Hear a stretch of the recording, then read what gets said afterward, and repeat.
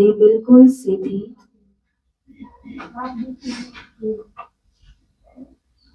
एक वज्र के समान, एक पर्वत के समान अपने शरीर को बिल्कुल शिथिल कर ले। पैर जहां है जैसे हैं वैसे ही रुक जाएं। हाथ जिस मुद्रा में है उसी मुद्रा में रहें। धड़कनें, सांसें बिल्कुल नॉर्मल चल रही है। मैं स्वराज्य अधिकारी आत्मा इस संपूर्ण देह की, पूरे शरीर की मालिक हूं। मैं चेतना, मैं ज्योति, मैं प्रकाश स्वरूप आत्मा भ्रिकुटी के मध्य, माथे के बीचों बीच अपने सिंहासन पर स्वस्थिति की सीट पर सेट हूं। मैं आत्मा सवेरे सवेरे दुआओं का खाता, पुण्य का खाता, श्रेष्ठ कर्मों का खाता, प्रभु प्रेम का खाता जमा कर रही हूं।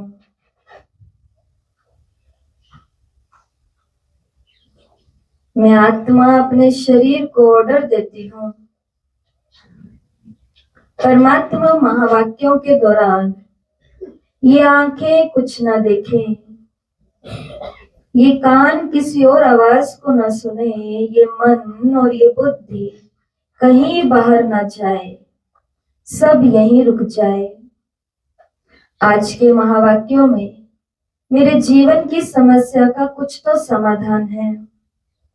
आज के इन महावाक्यों में मेरे जीवन का कोई लक्ष्य तो अवश्य है। ये महावाक्य परम धाम से उद्घाटित होते हैं, ब्रह्मा के मुख से निकलते हुए हमारे हृदयों में उतरते हैं। ये ज्ञान गंगा है, गंगोत्री से आते ज्ञान गंगाओं द्वारा हमारे दिल में उतरती है, दिमाग में उतरती है, आचरण में आती है। इस शांति पूर्वक स्थिति के साथ अपनी आंखें खोलें। आज तारीख है 7 फरवरी 2026। बाबा ने कहा, मीठे बच्चे, बुद्धि में स्थायी एक बाप की ही याद रहे तब भी अहो सौभाग्य। बुद्धि में स्थायी एक बाप की ही याद रहे तो ये भी अहो सौभाग्य। प्रश्न, जिन बच्चों को सर्विस का शौक होगा उनकी निशानी क्या होगी? उत्तर, वो मुख से ज्ञान सुनाने बिगर रह नहीं सकते। वो रूहानी सेवा में अपनी हड्डी हड्डी स्वाहा कर देंगे। उन्हें रूहानी नॉलेज सुनाने में बहुत खुशी होगी, खुशी में ही नाचते रहेंगे। वो अपने से बड़ों का बहुत रिगार्ड रखेंगे, उनसे सीखते रहेंगे। गीत है, बदल जाए ये दुनिया ना बदलेंगे हम। ओम शांति। बच्चों ने गीत की 2 लाइन सुनी। ये वायदे का गीत है। जैसे कोई की सगाई होती है तो ये वायदा करते हैं कि स्त्री पुरुष कभी एक दो को छोड़ेंगे नहीं। कोई भी आपस में, कोई की आपस में बनती नहीं तो छोड़ भी देते हैं। यहाँ तुम बच्चे किसके साथ प्रतिज्ञा करते हो? ईश्वर के साथ, जिसके साथ तुम बच्चों की व सजनियों की सगाई हुई है। परंतु ऐसा जो विश्व का मालिक बनाते हैं उनको भी छोड़ देते हैं। यहाँ तुम बच्चे बैठे हो, तुम जानते हो अभी बेहद का बाप दादा आया कि आया। ये बाबा माउंट आबू मधुबन की बात कर रहे हैं। ये अवस्था जो तुम्हारी यहाँ रहती है वो बाहर सेंटर पर तो रह ना सके। यहाँ तुम समझेंगे बाप दादा आया कि आया, बाहर सेंटर में समझेंगे बाबा की बजाई हुई मुरली आई कि आई। यहाँ और वहां में बहुत फर्क रहता है। क्योंकि यहाँ बेहद के बाप दादा के सन्मुख तुम बैठे हो। वहां तो सन्मुख नहीं है, चाहते हैं सन्मुख जाकर के मुरली सुने। यहाँ बच्चों की बुद्धि में आया कि बाबा आया कि आया। जैसे और सत्संग होते हैं वहां कोई समझेंगे कि फलाना स्वामी आएगा, परंतु ये ख्यालात भी सबकी एक रस नहीं होगी। कईयों का बुद्धि योग और तरफ भटकता रहता है। बाबा बता रहे हैं जरूरी नहीं है कि सत्संग में जाके बैठे हैं तो अपने गुरु या स्वामी या महात्मा जी से सुन रहे हैं। बुद्धि कहाँ रहती है? इधर उधर भटकती रहती है। तो मैं आपसे पूछना चाहती हूँ, इधर उधर किधर भटकती रहती है? उनको बिठा दो एक बार, बाद में बैठ जाओ, यही बैठ जाओ। किधर भटकती रहती है? तो उत्तर आया है, किसी ने कहा है घरों में। घरों में मतलब किस किस के घरों में? अपने घर में। और कहाँ जाती है बुद्धि?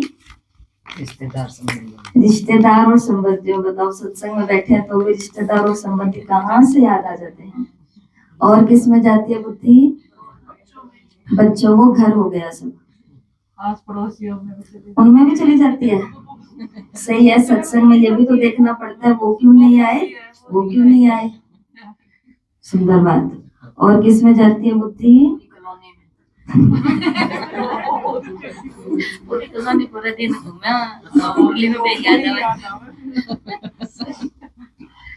और भाइयों की बुद्धि जाती है कहीं पे? काम में टाइम हो रहा है, टाइम हो रहा है, टाइम हो रहा है। जिनको भूख लग रही है उनको खाना याद आएगा, जिनको बच्चे हैं उनको बच्चे याद आएंगे, जिसको जो जो है वो याद आएंगे। इसलिए लोग कहते हैं भाई आप लोगों को बातें आती है, आपके आगे पीछे कौन है? सेवादारी सेवाएं कर देते हैं, बालक है नहीं, पीछे कोई इंतजार पति सास और कर नहीं रही है, तो आप लोगों को बातें आती हैं। कैसे समझाएं? ये वही बोल सकते हैं जो बहुत नजदीक नहीं रहते। जो बहुत नजदीक रहते हैं वो कभी ऐसा नहीं बोलते, क्योंकि उनको पता है कि हमें कुछ चीजें संभालनी है, इनको बहुत चीजें संभालनी है। हमको कुछ रिश्ते संभालने हैं, इनको बहुतों के मन मूड को संभालना है, बहुत चीजें होती हैं। तो ये भी देखो, कलयुग का इसलिए गायन है, कलयुग केवल नाम आधारा, सिमर सिमर नर उतरे ही पारा। उनको भटकने के कारण बहुत होंगे, लेकिन उसमें भी अगर अपनी बुद्धि को एकाग्र रखा तो हम उसको पा सकते हैं। इधर इधर हो जाओ, ये जगह क्यों खाली है? इधर आ जाओ पुष्पगन, इधर आओ जी को बोल दो आगे आ जाएंगे। बहुत जगह है, इधर आओ हरी। तो बाबा ने कहा जैसे और सत्संग होते हैं वहां तो समझेंगे कि फलाना स्वामी आएगा, परंतु ये ख्याल भी सबको एक रस नहीं होगी। कईयों का बुद्धि योग और तरफ भटकता रहता है। कोई को पति याद आएगा, कोई को संबंधी याद आएंगे। बुद्धि योग एक गुरु के साथ भी नहीं टिकता है। कोई विरला ही होगा जो स्वामी की याद में बैठा होगा। यहाँ भी ऐसे ही है। ऐसे नहीं कि सब शिव बाबा की याद में रहते हैं, बुद्धि कहाँ ना कहाँ दौड़ती रहती है। मित्र संबंधी आदि याद आएंगे, सारा समय एक ही शिव बाबा की याद रहे फिर तो अहो सौभाग्य। स्थायी याद में कोई विरले ही रहते हैं। यहाँ बाप के सन्मुख रहने से तो तुम्हें बहुत खुशी होनी चाहिए। अतीन्द्रिय सुख गोपी वल्लभ के गोप गोपियों से पूछो, ये यहाँ का गाया हुआ है। यहाँ तुम बाप की याद में बैठे हो, जानते हो अभी हम ईश्वर की गोद में हैं, फिर हम दैवी गोद में होंगे। बल कोई की बुद्धि में सर्विस के ख्यालात भी चलते हैं। इस चित्र से ये कनेक्शन करें, ये करेक्शन करें, ये लिखें, परंतु अच्छे बच्चे जो होंगे वो समझेंगे अभी तो बाप से सुनना है और कोई संकल्प आने नहीं देंगे। बाप ज्ञान रत्नों से झोली भरने आए हैं, तो बाप से ही बुद्धि योग लगाना है। नंबरवार धारणा करने वाले तो होते ही हैं, कोई अच्छी रीति सुनकर धारण करते और कोई कम धारण करते। बुद्धि योग और तरफ दौड़ता रहेगा तो धारणा नहीं होगी, कच्चे बन पड़ेंगे। एक दो बारी मुरली सुनी, धारणा नहीं हुई तो फिर आदत पक्की हो जाएगी। आदत कौन सी पक्की हो जाएगी? सुनना और धारण ना करना, सुनना और धारण ना करना, सुनना और धारण ना करना। लेकिन अगर हमने अपनी इस आदत को आज से बदल लिया, अगले 3 महीनों के लिए, आज से लेकर के अगले 3 महीने के लिए अगर हमने एक नई आदत बना ली, आप कोई भी सत्संग सुनते हो, कोई भी कीर्तन सुनते हो, किसी भी संत महात्मा को सुनते हो, या चाहे जो यहाँ मुरली सुनने वाले हैं, 3 महीने के लिए एक आदत डाल लो। जो अभी बाबा आए थे, उससे जस्ट पहले सूरज भाई जी का क्लास आया था। उन्होंने कहा सेंटर पर आप मुरली सुनने जाते हो, उस स्थान से लेके 4-5 मिनट जो आप घर आते हो, इतने से दायरे के अंदर जो मुरली में सुना, उनमें से कोई भी पॉइंट जो आपको अच्छी लगी, उनका चिंतन करते रहो। आज ये था, आज ये था, ये था। इससे क्या होगा? इससे एक तो बचाव हो जाएगा और बातों से, जो क्लास के अंदर घटित हुई है वो बातें हम बाहर निकल करके रिपीट नहीं करेंगे। दूसरा, इससे ये बात अच्छी होगी कि हमारी एक नई आदत बनेगी, अभी अभी खाया और अभी अभी पचाया। पाचन तंत्र अच्छा होना चाहिए कि नहीं अच्छा होना चाहिए? एक पाचन तंत्र अच्छा नहीं होगा तो शरीर के अंदर दिमाग कितना भी अच्छा हो, वो काम नहीं करता है, क्योंकि तंत्र सेट नहीं है। इसके लिए हम जिनों को भी सुनते हैं, आज ये आदत पक्की करना, केवल सुनना नहीं है, उसमें से 1-2 पॉइंट उसी समय अपने जीवन में धारण कर लेनी है, थोड़ा सा चिंतन करके। फिर तो चाहे बाबा ने कहा अगर ये आदत होगी ना कि सुनी और धारणा नहीं की, तो फिर कितना भी सुनता रहेगा, धारणा नहीं होगी, किसी को सुना नहीं सकेंगे। जिनको धारणा होगी ना, उनको तो फिर सर्विस का बहुत शौक रहेगा, उछलता रहेगा, सोचता रहेगा कि जाऊं और धन दान करूं, क्योंकि ये धन एक बाप के सिवाय और कोई के पास नहीं है। बाप ये भी जानते हैं कि सबको धारणा भी नहीं हो सकती, सब एक रस ऊंच पद भी नहीं पा सकते, इसलिए बुद्धि और तरफ भटकती रहती है। भविष्य तकदीर इतनी ऊंची नहीं बनती। कोई फिर स्थूल सर्विस में अपनी हड्डी हड्डी देते सबको राजी करते हैं। उदाहरण बाबा ने दिया, जैसे भोजन पकाते खिलाते हैं, ये भी तो सब्जेक्ट है ना। जिसको सर्विस का शौक होगा वो मुख से कहने बिगर रहेगा नहीं। फिर बाबा देखते हैं देह अभिमान तो नहीं है, बड़ों का रिगार्ड रखते हैं या नहीं। बड़े महारथियों का रिगार्ड तो रखना होता है, हाँ। कोई छोटे छोटे भी होशियार हो जाते हैं तो हो सकता है बड़ों को फिर उनका रिगार्ड रखना पड़े, क्योंकि बुद्धि उनकी गैलप कर लेती है। सर्विस का शौक देख बाप तो खुश होंगे ना कि ये अच्छी सर्विस करेंगे। सारा दिन प्रदर्शनी पर समझाने की प्रैक्टिस करनी चाहिए। प्रजा तो ढेर बनती है और कोई उपाय नहीं है। सूर्यवंशी, चंद्रवंशी, राजा, रानी, प्रजा सब यहाँ बनते हैं। लोग पूछते हैं ना कि आपकी संस्था को तो बस 90 ईयर्स ही हुए हैं, 80-90 साल ही हुए हैं, और 80-90 साल में आपकी संस्था का इतना विस्तार कैसे हो गया? हर डिपार्टमेंट, हर एक प्रोफेशन जो है, यहाँ तक कि गांव है, जेलें हैं, हॉस्पिटल है, साइंटिस्ट हैं, जो लोग हैं, सब तक ये ज्ञान कैसे जा रहा है? इतना विस्तार कैसे हो गया? उसके पीछे का कारण क्या है? सर्विस की जिम्मेवारी। यहाँ पे जो सुना जाता है उसको अपने जीवन पे धारण करके फिर अन्य आत्माओं को दान करने का लक्ष्य भी लिया जाता है। कितनी सर्विस करनी चाहिए? बच्चों की बुद्धि में ये तो है ना कि अभी हम ब्राह्मण बने हैं, घर गृहस्थ में रहने से हर एक की अवस्था तो अपनी रहती है, घर बार तो छोड़ना नहीं है ना। है कोई यहाँ पे जो घर बार छोड़ करके ब्रह्मा कुमारियों के पास आया है? एक भी है तो हाथ उठा लो। तो फिर ऐसा बाहर क्यों बोलते हैं, इनके पास जाएंगे तो घर बार छुड़ा देंगे?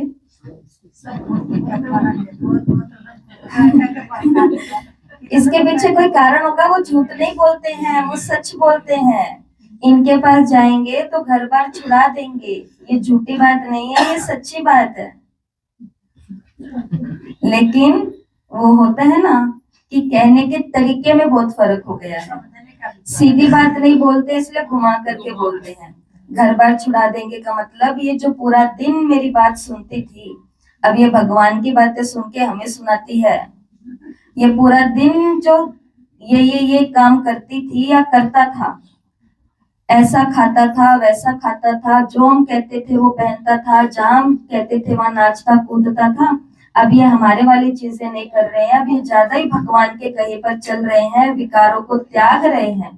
ये बात सीधी नहीं बोली जाती ना, तो इसको घुमा के थोड़ा सा बोलते हैं कि उधर जाएंगे तो घर बार छुड़ा देंगे।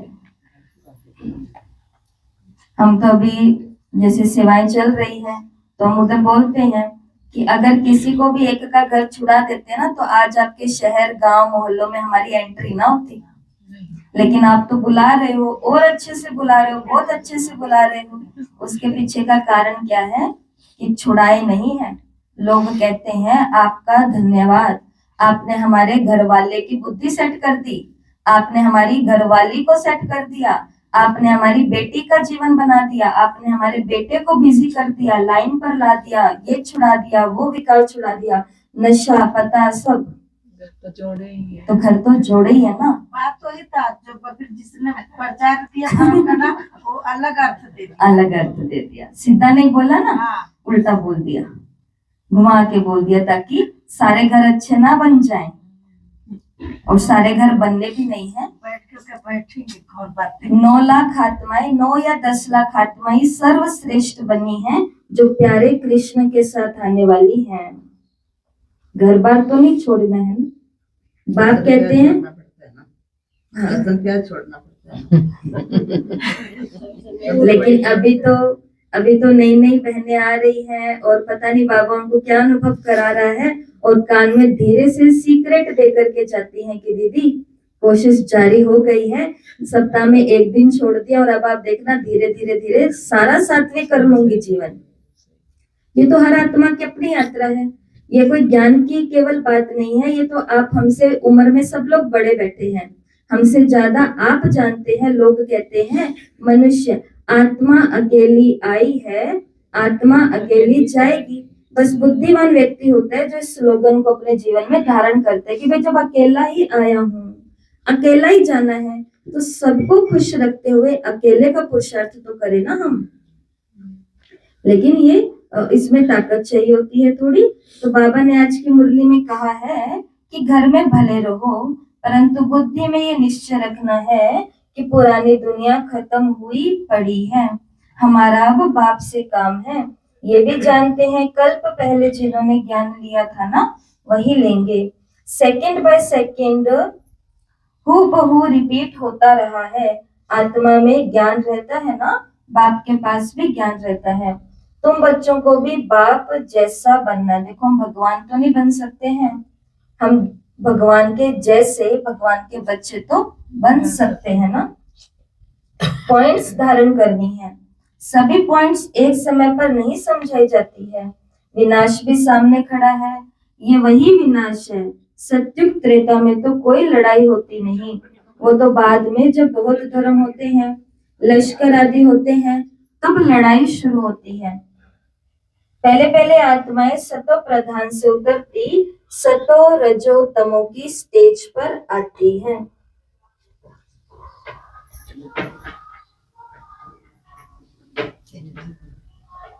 रखना है कैसे राजधानी स्थापन हो रही है, यहाँ बैठे हो तो बुद्धि में रखना है कि शिव बाबा आकर के हमें खजाना देते हैं जिनको बुद्धि में धारणा करनी है। अच्छे अच्छे बच्चे नोट्स लिखते हैं, लिखना अच्छा है तो बुद्धि में टॉपिक आएगी।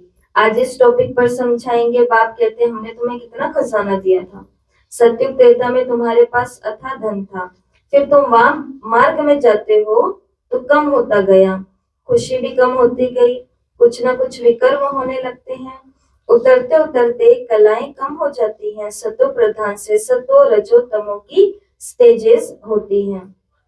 सतो से रजो में आते तो ऐसे नहीं कि फट से आ जाते, धीरे धीरे उतरेंगे। तमो प्रधान में भी धीरे धीरे सीढ़ी उतरते हैं, कला कम होती जाती है, दिन प्रतिदिन कम होती जाती है। अभी जंप लगाना है, तमो प्रधान से सतो प्रधान बनना है, इसके लिए टाइम भी चाहिए। गाया हुआ है चढ़े तो चाखे बैकुंठ रस, गिरे तो चकना चूर। काम की चमाट लगती है तो एकदम चकनाचूर हो जाते हैं, हड्डी टूट जाती है। कोई मनुष्य अपना जीव घात करते हैं, आत्मघात नहीं, उसे जीव घात कहा जाता है। यहाँ तो बाप से वर्षा पाना है, बाप को याद करना है क्योंकि बाप से बादशाही मिलती है। अपने से पूछना है हमने बाप को याद कर भविष्य के लिए कितनी कमाई की है, कितने अंधों की लाठी बना हूँ। घर घर में पैगाम देना है कि ये पुरानी दुनिया बदल रही है। बाप नई दुनिया के लिए राजयोग सिखा रहे हैं। सीडी में सब दिखाया है, ये बनाने में मेहनत लगती है। सारा दिन ख्यालात चलता है, ऐसा सहज बनावे कि कोई आराम से समझ जावे। सारी दुनिया तो नहीं आएगी, देवी देवता धर्म वाले ही आएंगे। तुम्हारी सर्विस तो बहुत चलनी है। तुम तो जानते हो हमारा ये क्लास कब तक चलेगा। वो तो लाखों वर्ष कल्प की आयु समझते हैं, तो शास्त्रादि सुनते हैं, समझते हैं जब अंत होगा तो सबका सदगति दाता आएगा, और जो हमारे चेले होंगे उनकी गति हो जाएगी, और फिर हम भी जाकर ज्योति में समाएंगे। भगवान कहते हैं परंतु ऐसा नहीं है। तुम अभी जानते हो हम अमर बाप द्वारा सच्ची सच्ची अमर कथा सुन रहे हैं। तो अमर बाप जो कहते हैं वो मानना भी चाहिए ना। भगवान को तो सब मानते हैं, लेकिन आज भगवान क्या कह रहे हैं, मेरी भी तो मानो, मेरी भी तो मानो। जैसे माता पिता होते हैं ना, तो बचपन में छोटे बच्चे को कहते हैं झूठ मत बोलो, चोरी नहीं करो। एक तो झूठ और चोरी तो दो बातें तो सिखाते हैं, और कुछ सिखाएं या नहीं सिखाएं, लेकिन झूठ नहीं बोलना, चोरी नहीं करनी, झूठ नहीं बोलना, चोरी नहीं करनी। और खुद करते हैं कि नहीं करते? करते हैं। चोरी का नहीं कह रहे हैं, झूठ का तो कह रहे हैं। बच्चों को कौन सिखाता है कि थोड़ा बहुत चलता है? वो हम ही सिखाते हैं। हम मतलब माता पिता सिखाते हैं, बड़े सिखाते हैं। उधर बोला झूठ नहीं बोलना, शांता पड़ेगा, पाप लगेगा, काली माता नीचे से निकल के आ जाएगी। इतने में फोन बजा और बच्चे को कहते हैं अंकल को कह दो पापा बाहर गए हुए, और पापा कहाँ पे हैं? सामने बैठे हैं। ट्रेनिंग कौन देते हैं? खुद देते हैं। घपला करना खुद सिखाते हैं, बेईमानी करना खुद सिखाते हैं, और वो एक दिन इतना टैलेंटेड बन जाता है कि वो किस पर करेगा घपला? वो बड़ा ही हाथ मारेगा सीधा, वो माता पिता पर करता है। फिर हम कहते हैं वो आ गई इसलिए ये बदल गया, वो आ गई इसलिए ये बदल गया, वो आ गई इसलिए ये बदल गया। ट्रेनिंग संस्कार किसके दिए हुए हैं? हमारे दिए हुए हैं। लेकिन प्यारी प्यारी माताओं और बहनों और भाइयों, इस बात को हमेशा याद रखना, संस्कार उस बीज की तरह है जो बीज राई का या मेथी का दाना या आपका धनिया का दाना है, वैसा नहीं है। जो आम के वृक्ष की तरह है, 15-20 साल लग जाते हैं, कभी कभी बहुत साल लग जाते हैं, लेकिन जब फल निकलते हैं ना, तो गुच्छे के गुच्छे निकल करके आते हैं। तो आज हमने संस्कार दिए, वो अभी नहीं निकलेंगे, शायद उसके जीवन में एक नया रिश्ता आएगा तो वो संस्कार दिखने शुरू होंगे, लेकिन फिर भी वो बोए किसके हुए हैं? उसके नहीं जो आया है उसके पीछे, उसके जिसने उसे खिलाया है, कमाया है, पहनाया है, सब कुछ कराया है। इसके लिए राजयोग, राजयोग क्यों जरूरी है? उस बीज को ही जला देता है। जो संस्कार भरे जा चुके हैं ना, जाने अनजाने, क्योंकि तब तो ज्ञान नहीं था, तो जाने अनजाने भर दिए, लेकिन अब तो हमें ज्ञान है। तो राजयोग, राजयोग हमारी यही मदद करता है, एक तो पुराने संस्कारों का विनाश करने में, और दूसरा नए संस्कारों का निर्माण करने में। नए संस्कार तो जलाओ, जब तक बीज जलेगा नहीं ना, थोड़ी सी भी हवा, धरती, धूप और पानी मिला, वहां पर ही वृक्ष खड़ा हो जाएगा। जैसे हम ये पहाड़ों पर जाते हैं, ट्रेन में, बसों में इधर उधर जाते हैं, जहां पर लोग पानी भी नहीं लगाते, वहां पर भी झाड़ देखते हो ना खड़े हुए, वो कैसे झाड़ खड़े होते हैं। पक्षी ऊपर से जा रहा है, जो दाना खाते खाते, उसकी विष्ठा जहां जहां गिरेगी, वो बीज वहां, धरती मिली, हवा मिली, बारिश का पानी मिला, वहीं पर ही झाड़ खड़ा हो जाता है। तो बीज को जलाना ही पड़ेगा।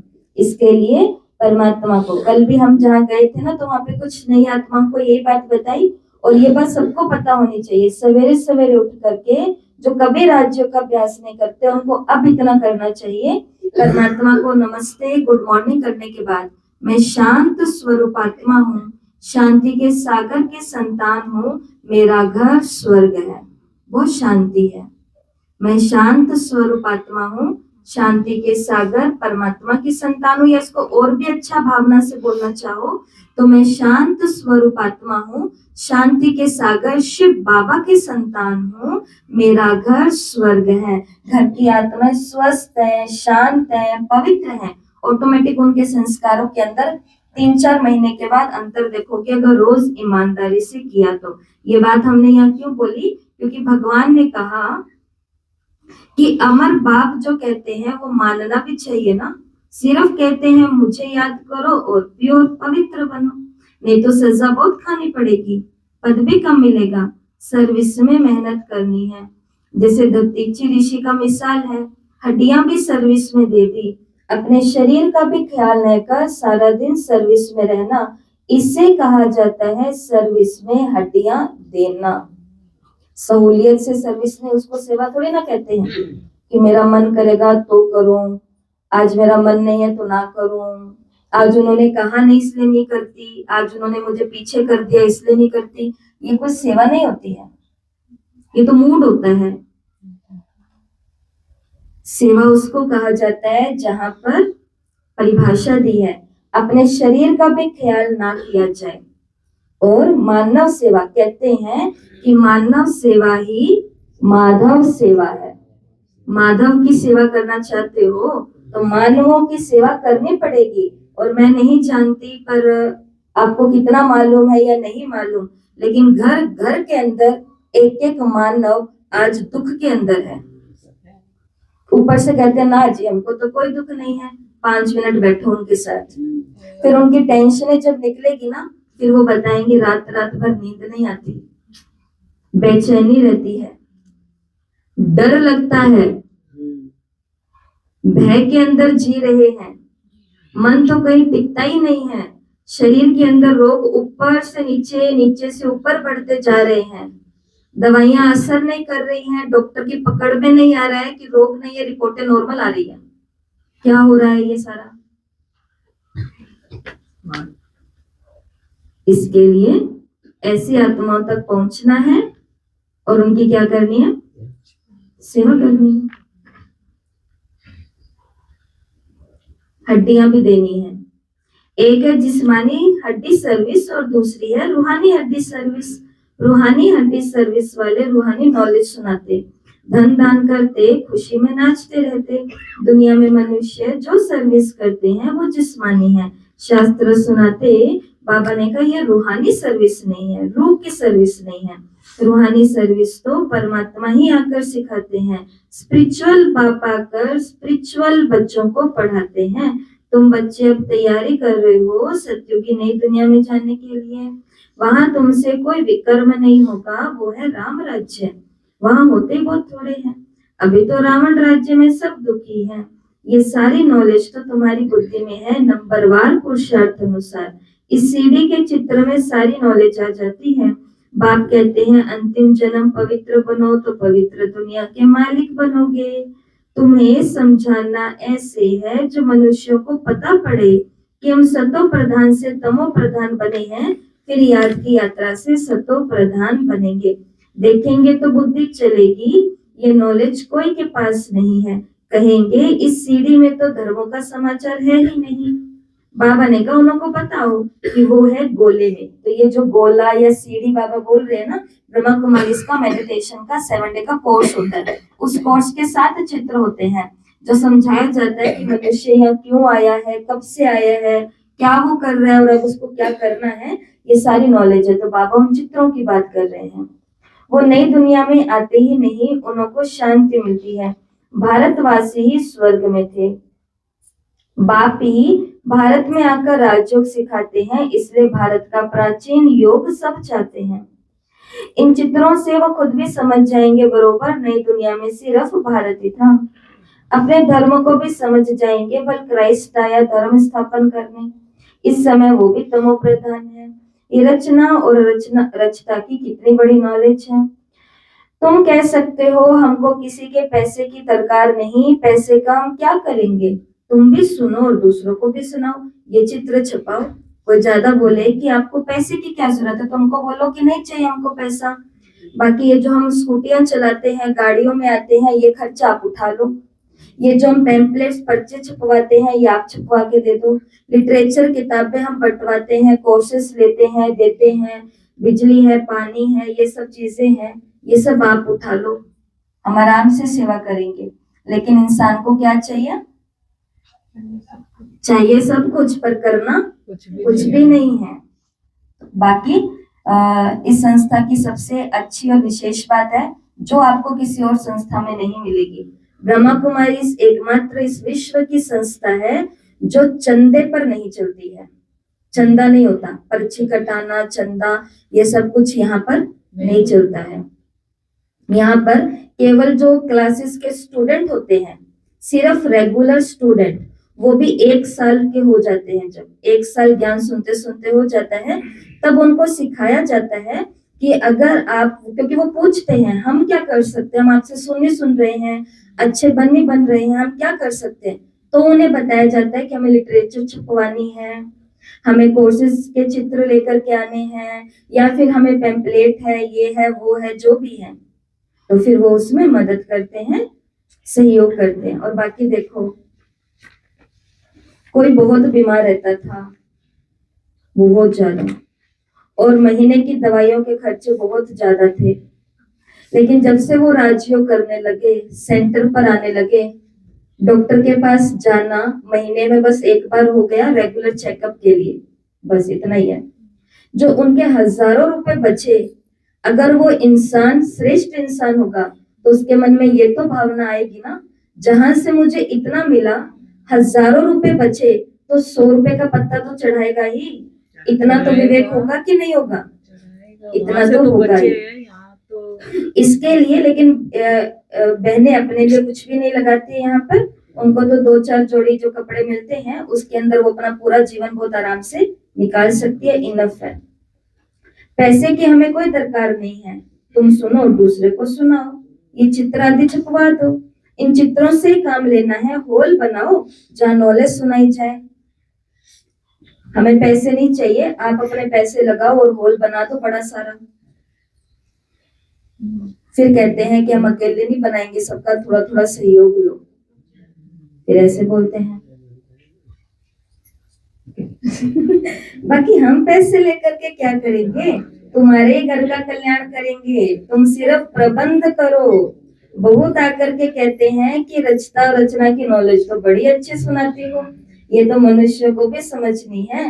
विलायत वाले ये नॉलेज सुनकर बहुत पसंद करेंगे, बहुत खुश होंगे, समझेंगे हम भी बाप के साथ योग लगाएं तो विकर्म विनाश होंगे। सबको परिचय देना है, समझ जाएंगे ये नॉलेज तो गॉड के सिवाय और कोई दे न सके। कहते हैं खुदा ने बहिष्ठ स्थापन किया, परंतु वो कैसे आते हैं ये किसी को पता नहीं।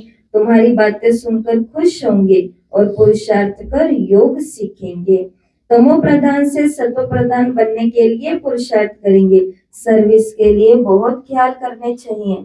भारत में हुनर दिखाएं, भारत में हम ऐसी सेवा करें, ऐसा हुनर दिखाएं जो बाबा बाहर भी भेजेंगे। जो हुनर दिखाएगा उसको भगवान और जो हुनर ही नहीं दिखाएगा, जैसे गुरु नानक देव जी का एक किस्सा याद आता है। उसके अंदर उन्होंने क्या कहा था? बहुत सारा ग्रुप बड़ा सारा खड़ा है, कुछ को कह दिया बिखर जाओ, कुछ को कह दिया उजड़ जाओ, कुछ को कह दिया मतलब उजड़ जाओ, दूर दूर हो जाओ, और कुछ को कह दिया कि यहीं पर ही रुक जाओ। वो शब्द नहीं याद आ रहा है, जैसे ये उजड़ने का शब्द है, ऐसा ही कोई शब्द था, उसका मतलब था तुम यहीं पर ही टिक जाओ। और उनको कहा तुम बिछड़ जाओ, फैल जाओ। तो लोगों ने पूछा कि आप ऐसा क्यों कर रहे हो? जो अच्छे हैं उनको आप कह रहे हो तुम बिछड़ जाओ, और जो इतने अच्छे नहीं बने, अभी तक मेहनत कर रहे हैं अच्छा बनने की, उनको आप कह रहे हो तुम यहीं पर ही रुक जाओ। तो उन्होंने आगे से कहा, गुरु नानक देव ने आगे से उन्होंने कहा, अच्छाई जितनी बिखरेगी उतनी फैलेगी, और बुराई जितनी इकट्ठी इधर ही रहेगी तो उतनी ही कम फैलेगी, तो दब जाएगी। इसलिए भगवान ने ब्रह्मा कुमारियों को तालाब बनने के लिए नहीं कहा, ज्ञान गंगा बनने के लिए कहा है, क्योंकि गंगा बहती रहती है और तालाब एक जगह पर रुक जाती है। रुक जाएगी तो उसमें पाटे आएंगे, भैंसे आएंगे ये सब कुछ आएंगे नहाने के लिए, लेकिन चलो किसी का तो भला हो जाएगा फिर भी। तो भगवान कहते हैं अगर तुमको बाहर जाना है, तुम चाहते हो कि भगवान मेरे को बड़ी बड़ी सर्विस दे, नाम हो मेरा। थोड़े दिन पहले ये 18 फरवरी अगर मैं गलत नहीं हूँ या 12 फरवरी 1984 की मुरली हम सभी ने की है, तो उस मुरली में भगवान ने इतनी सुंदर बात कही कि तुम्हें नामी ग्रामी सेवाधारी बनना है। मतलब तुम ऐसा सेवाधारी बनो जो फेमस सेवाधारी हो, फेमस सेवाधारी।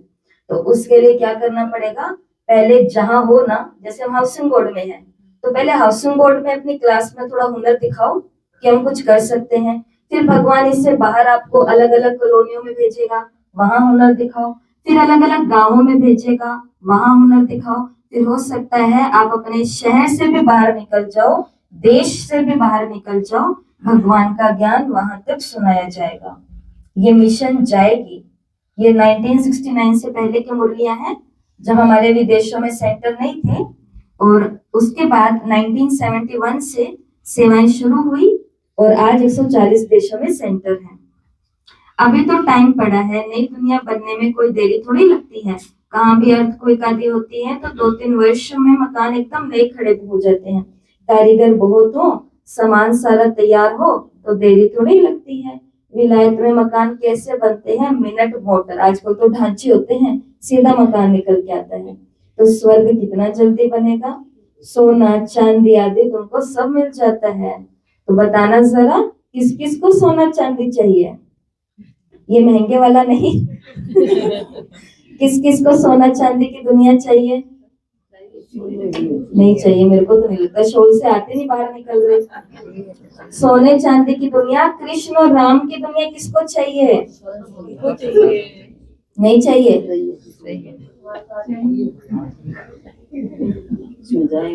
अभी तो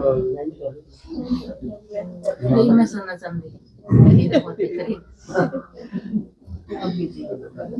खानियों से तुम सोना चांदी हीरे ले आते हो, हुनर सब सीख रहे हो। साइंस का कितना घमंड चल रहा है, ये साइंस ही तुमको वहां काम आएगी। यहाँ सीखने वाले फिर दूसरा जन्म वहां ले ये काम करेंगे। उस समय तो सारी दुनिया नई हो जाएगी, रावण राज्य खत्म हो जाएगा, 5 तत्व भी कायदे मुजीब सर्विस में रहेंगे, स्वर्ग बन जाता है, वहां कोई ऐसा उपद्रव नहीं होता। उपद्रव किसे बोलते हैं? ये आंधियां, तूफान, बरसातें, अकाल, भूचाल, अतिवृष्टि, अनावृष्टि जो भी है, तो ये उपद्रव वहां नहीं होते क्योंकि वहां रावण राज्य नहीं है, सब सतो प्रधान है। अभी बाबा मुरली में लास्ट में कहते हैं सबसे अच्छी बात है कि तुम बच्चों का बाप से बहुत लव होना चाहिए। छोड़ दो सेवा की बातें, छोड़ दो धन दान करने की बातें, सब कुछ छोड़ दो, कुछ नहीं करना। भगवान ने कहा एक काम करो, वो सबसे अच्छा है, और वो है परमात्मा से प्यार करना। बाप खजाना देते हैं, उसको धारण कर दूसरे को दान देना है। जितना दान देंगे उतना इकट्ठा होता जाएगा। बाबा ने प्रश्न किया एक, सर्विस नहीं करेंगे तो धारणा कैसे होगी? उत्तर दो इसका। सर्विस नहीं करेंगे तो धारणा कैसे होगी? नहीं होगी। सर्विस में बुद्धि चलनी चाहिए। सर्विस तो बहुत देर हो सकती है, दिन प्रतिदिन उन्नति को पाना है, अपनी भी उन्नति करनी है, सेवाओं की भी उन्नति करनी है और साथ साथ अपनी भी उन्नति करनी है। अच्छा, मीठे मीठे सिकिलते बच्चों प्रति माता पिता बाप दादा का याद प्यार और गुड मॉर्निंग। रूहानी बाप की रूहानी बच्चों को नमस्ते। हम रूहानी बच्चों की रूहानी माता पिता बाप दादा को याद प्यार नमस्ते, गुड मॉर्निंग, ओम शांति, शुक्रिया बाबा, शुक्रिया, वाह बाबा वाह। तो 4 पन्नों की इस मुरली में से हर दिन 2 पॉइंट्स ऐसे आते हैं जिन्हें हम पूरे 24 घंटे में धारण करने की पूरी कोशिश करते हैं। तो आज का पहला पॉइंट है सदा रूहानी सर्विस में तत्पर रहना है। और मैं आपको बता दूं, खासकर माताओं को भी, कि आप ये सर्विस बाहर नहीं जाके कर सकती हो, तो भगवान हमें कहते हैं चैरिटी बिगिंस एट होम। आप अपने घर में ये सेवा कर सकती हो। आपके घर के बच्चे भाई लोग जो भी हैं वो सवेरे जाते हैं कमाने के लिए, पूरा दिन घर के अंदर कौन रहती है? एक माता रहती है, वो बहन रहती है। आप उस घर के अंदर इतनी खुशी, इतनी शांति और प्रभु प्रेम के इतने प्रकंपन फैलाओ कि बाहर वाले जो वापस घर के अंदर आए ना, तो ये घर उनको मंदिर की तरह फील आए, स्वर्ग की तरह महसूस हो। ये सेवा आसान है या मुश्किल है? अपने ही घर को सुख शांति से भरना कोई मुश्किल होता है क्या? लेकिन मुश्किल कब हो जाता है? जब इधर वो निकले अपने काम पर और इधर हम निकले अपने काम पर। कचरे वाला भाई आया हुआ है, ये कचरे की जो गाड़ी आती है हमें प्रेरणा देती है ये कि अपने घर का सारा अड़गम बगड़म कचरा, उल्टी पुल्टी, मैली कुचैली, बदबूदार छी चीजें हैं, निकालो उन्हें बाहर। और कल हम एक कॉलोनी में गए, यहाँ पर तो फिर भी थोड़ी देरी से आया ना, वहां पर तो सुबह सुबह 6 बजे ही और इतनी सुंदर चीज निकली कि फेरी को सब लोगों ने देख लिया क्योंकि सब कचरे का डब्बा लेके खड़े थे। तो ये जो कचरा की गाड़ी आती है ये हमें प्रेरणा देती है, रोज हमें शिक्षा देती है, रोज हमें शिक्षा देती है, रोज हमें शिक्षा देती है कि घर का कूड़ा बाहर निकाल दो, मैं आ गया हूँ। लेकिन हम माताएं बहनें क्या गलती कर लेती हैं? हम थोड़ा सा इधर अपना निकाला इनको बाहर वालों को काम धंधे पर, स्कूल कॉलेज आदि में, और हम क्या करने लग जाती हैं? हम लोगों का कचरा अपने घर लाना शुरू कर देती हैं। ये कितनी बुरी बात है। वो ईमानदारी से बाहर कमाने के लिए गए हैं, वो ईमानदारी से बाहर पढ़ने के लिए गए हैं, वो ईमानदारी से बाहर अपने जीवन यापन के चीजें इकट्ठे करने के लिए गए हैं, और हम पीछे से कचरा निकालने के बजाय इकट्ठा कर रहे हैं। कचरा इकट्ठा कर रहे हैं। उधर क्या हो रहा है, पड़ोसन के घर क्या हो रहा है, अड़ोसन के घर क्या हो रहा है, क्या हो रहा है? वही हो रहा है जो हमारे घरों में हो रहा है। उनका दिख रहा है, हमारा दिख नहीं रहा है। इतनी सी बात है, कहीं पर्दे गिरे हुए हैं, कहीं पर्दे उठे हुए हैं, हालात सबके एक जैसे हैं। लेकिन इस चक्कर में हम एक गलती कर लेते हैं, कचरा रोज लेके आते हैं, रोज नेगेटिविटी लेके आते हैं, रोज बाहर की चिंताएं लेके आते हैं, रोज बाहर की गलानी, द्वेष, घृणा, ना जाने क्या क्या लेके आते हैं। वो भोले भाले घर वाले 2-3 लोग जो है बाहर कमाने के लिए, पढ़ने के लिए गए हैं, वो घर में आते हैं और उनके मुंह से एक बात निकल जाती है, अरे शांति से खाना तो खाने दिया करो। अपने घर में हमारे लोगों को क्यों नहीं शांति महसूस हो रही है? अपने घर में हमारे लोगों के मुंह एक दूसरे को देख करके खुश क्यों नहीं हो रहे हैं? एक दूसरे को देख के तो मुंह लटक जाते हैं और दूसरों को देख करके मुंह के ऊपर ऐसे ना डायमंड्स आ जाते हैं, चमक जाते हैं चेहरे। ये कितनी दुख की बात है दुख की बात या नहीं है? ये बहुत दुख की बात है, और इसका समाधान माताओं और बहनों के अलावा कोई नहीं कर सकता है। इसलिए जो आप यात्राएं निकालते हो ना, शोभा यात्राएं, उसमें कलश किसके सिर पर दिया रखा जाता है? माताओं के सिर पर, कि ज्ञान तुम धारण करोगी तो तुम्हारी गृहस्थी का उद्धार होगा, बाकी और बातों को सुनने से तुम्हारा ही नुकसान होगा, बहुत भारी नुकसान होगा। इसके लिए आज की मुरली का पहला पॉइंट है, सदा रूहानी सर्विस पर तत्पर हो। घर वाले रिश्तेदार नहीं है, वो रूहें हैं, आत्माएं हैं। ज्ञान धन दान करके खुशी में नाचते रहना है, खुद धारण कर औरों को धारणा कराने की सेवा करनी है।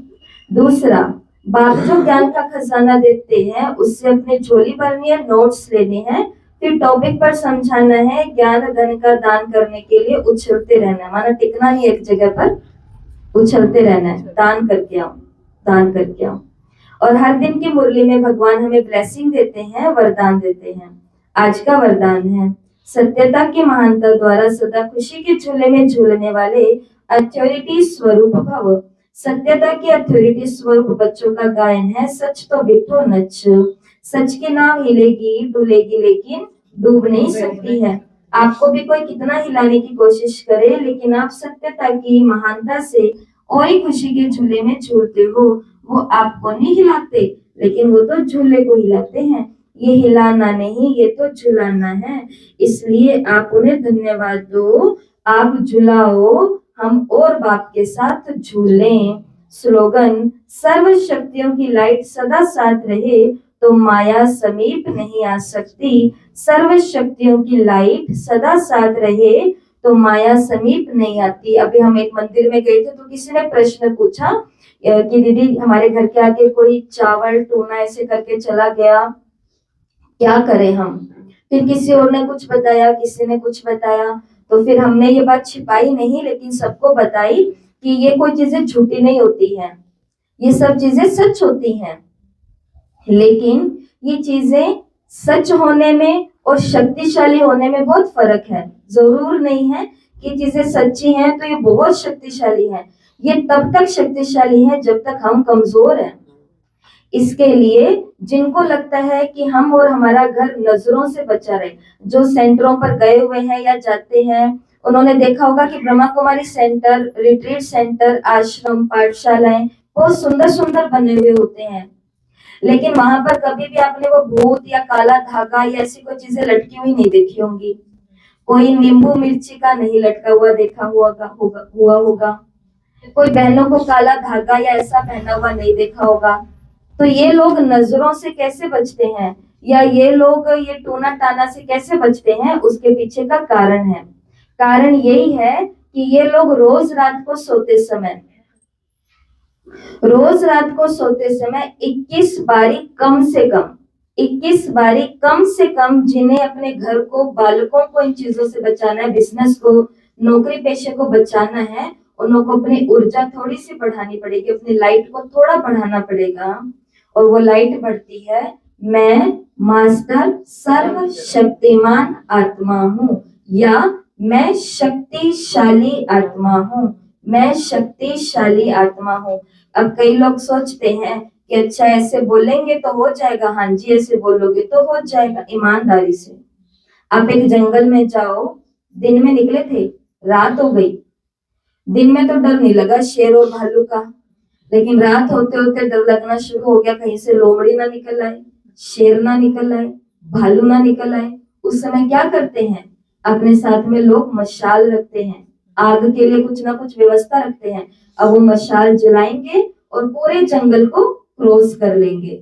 क्यों? क्योंकि उनको ये नॉलेज है कि जानवर, जो जंगली जानवर है, ये और किसी से नहीं डरते, ये आग से डरते हैं। आग मतलब रोशनी, लाइट से ये डरेंगे। इसी प्रकार से परमात्मा कहते हैं ये जो बुराइयां होती है ना, बाहर से जो आती हैं, ये आपके भीतर की लाइट से डरती है। तो अपने अंदर की चेतना को, ज्योति को बढ़ाना पड़ेगा। और सभी को, अपने बच्चों को भी सिखाना चाहिए कि मैं शक्तिशाली आत्मा हूं तो माया समीप नहीं आ सकती। और आज की मुरली के अव्यक्त इशारे हैं, एकता और विश्वास की विशेषता द्वारा सफलता संपन्न बनो। एकता, स्वच्छता, महीनता, मधुरता और मन, वाणी, कर्म में महानता, ये 5 बातें एक एक के हर कदम में नजर आए तो बाप की प्रत्यक्षता सहज हो जाएगी। अभी तक संस्कारों में जो भिन्नता दिखाई देती है उसे एकता में लाना है। एकता के लिए एक दो की राय को रिगार्ड दो, हाँ जी करके अपना विचार अवश्य दो, फिर एकता के बंधन में बंध जाओ। यही एकता सफलता का साधन है। अच्छा, ओम शांति। ओम